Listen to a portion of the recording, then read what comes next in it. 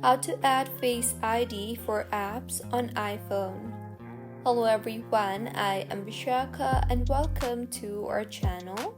Now let's get right into the tutorial. In order to add Face ID for apps, make sure your iPhone is updated to its latest version, that is iOS 18 as of November 2024.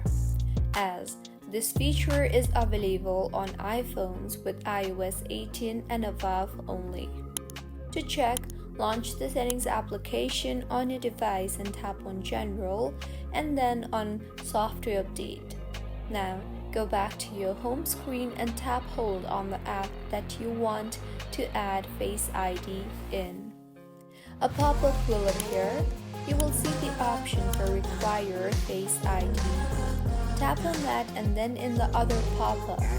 If you just want Face ID in the app, then tap on the Require Face ID option. And if you want to hide the app as well as require Face ID for the app, then tap on the Hide and Require Face ID option. I will tap on the Require Face ID option. You will then have to enter your Face ID for confirmation.